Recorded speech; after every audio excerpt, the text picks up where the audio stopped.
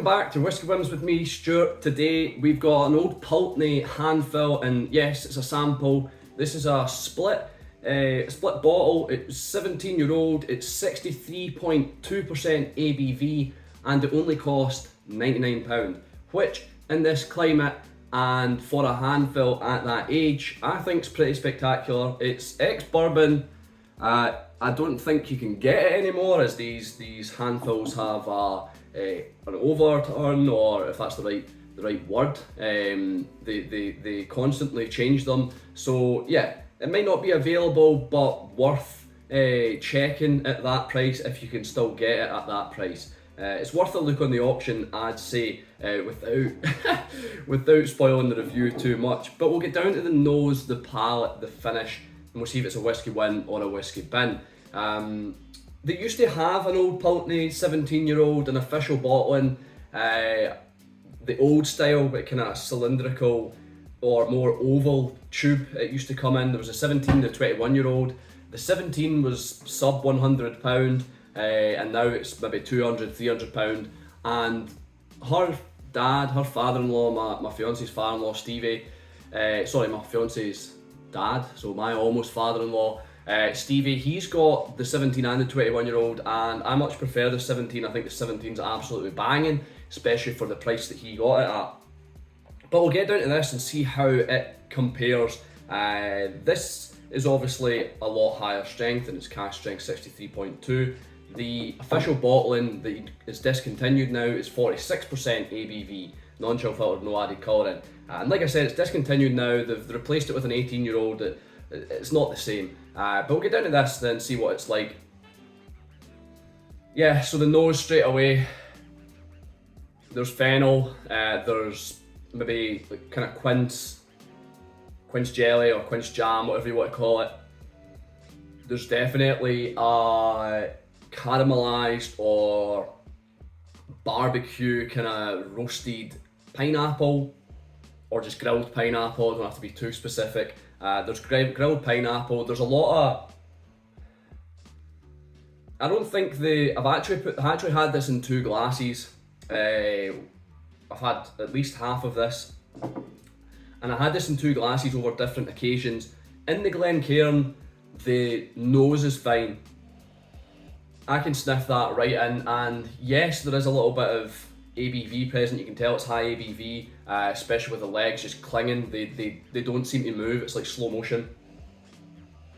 But the nose is a little prickly with the Glencairn, but I also had it in a kind of Capita, whatever you call it, a kind of sherry nosing glass, and the nose was difficult, very harsh.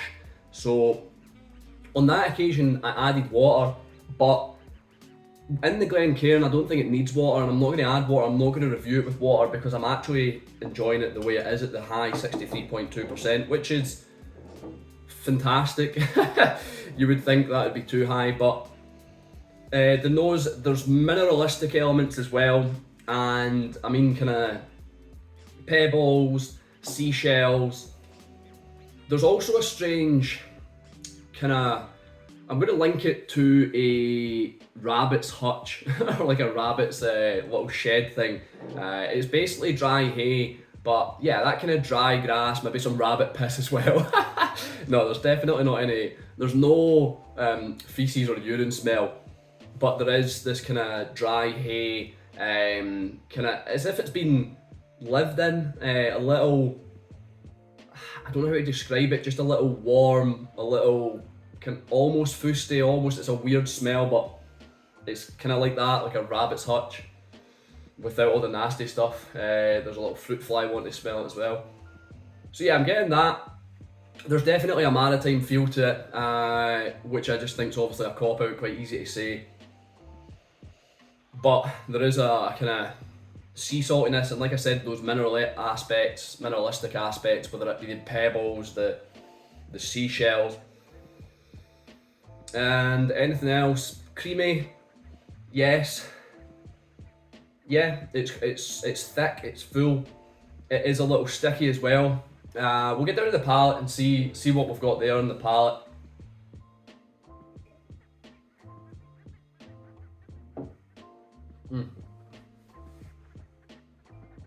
Yeah, God, that's good at that strength. That's lovely at that strength. It's toast for sure. I'm getting toast. It's not burnt, it's just medium cooked toast. Normal cooked toast with lots of butter, doused in butter, thick butter. I'm also getting some more of the kind of hay elements, maybe dried barley. There's a little bit of a sweetness from like a kind of tinned fruit.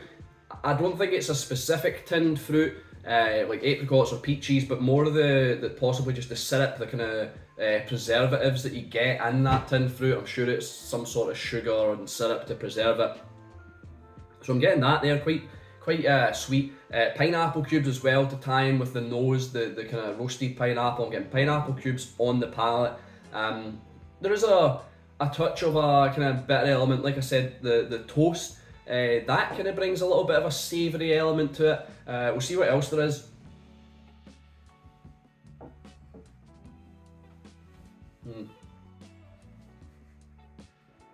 Yeah, it's just fantastic.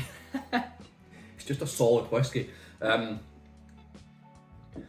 Possibly some marzipan on the palate. A little bit of, is it frangelico? I think that's the word. I think that's what I'm thinking of.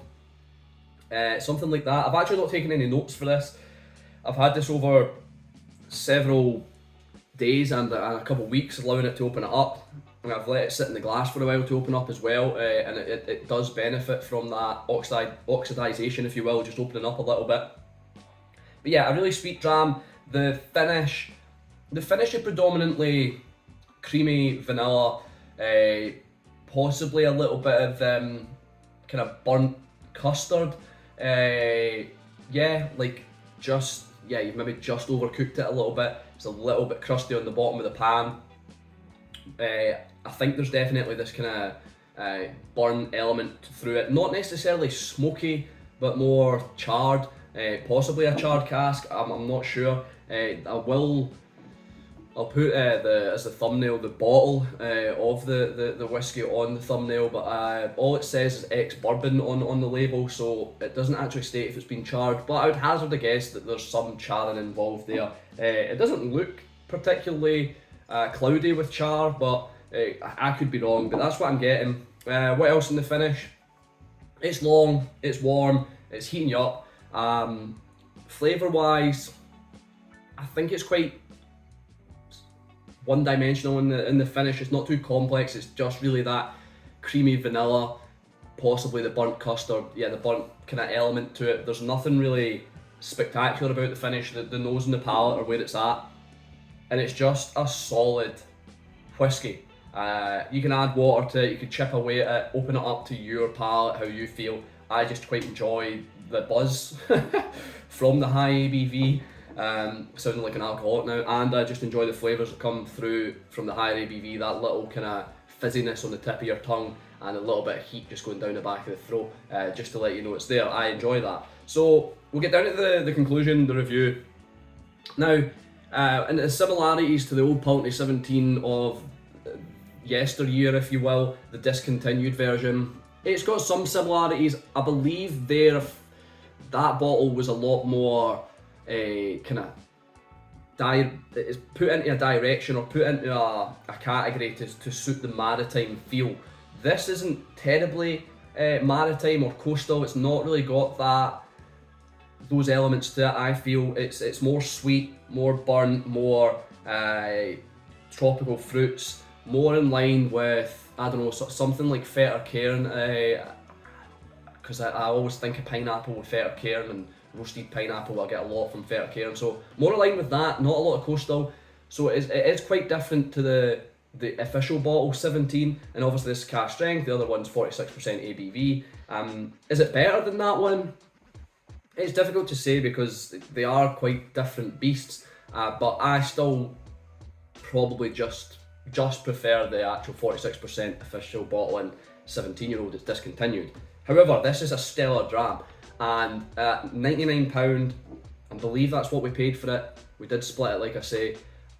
couldn't find anything online, but at £99 for a dram, for a bottle of this, that is, yeah, it's fantastic. Going to the distillery, visiting the distillery and having the option to hand fill this type of whiskey, this calibre of whiskies is great. And I'm a big advocate of Old Pulteney ever since we toured there. I don't buy a lot of their stuff, but I'll always kind of push it. Not paid for or anything, but we had a great tour there, and they give a lot back to the community, and their whiskey is, when they put their minds to it and when they're doing good, their whiskey's good, there's no denying it. This is definitely a great whiskey, like I said. So we'll get down to my rating, see if it's a Whisky Win or Whisky Win. Would I buy it again? Do I think it's worth it? And would I recommend it? Would I buy it again? Yeah. Ex-Bourbon, cask strength, £99, lovely, good stuff. Do I think it's worth it? We've already covered that. I can't go on about how much this is good value for money. It's 17-year-old, cask strength, this market, this type of whiskey, yeah, it's worth it. And would I recommend it? Of course. You should try this. I will have a little look on the auctions for this, because I know one of the other Tabes members, Matt, he got a bottle of this, also at Patreon, and also owner of Kinnaird Head Whisky Shop. He got a full bottle of this, so I don't think he joined in the split. So I might see how much he's got left as well, see how he's enjoying it. But I also want a bottle for myself, I reckon, because yeah, it's good stuff, and it'll be good to have this squirreled away for a later day, a rainy day, or just for something to enjoy, because I know the quality of it. So yeah, I would recommend it. I'd buy it again. I think it's worth it, and I hope on the auction it's going to be a lot cheaper than £99, because who loves a bargain? Everybody does. But £99 is a reasonable price for it regardless. So it's a Whisky Win on this occasion. Thanks for watching. I've been Stuart, this has been Whisky Whims. I'll see you later.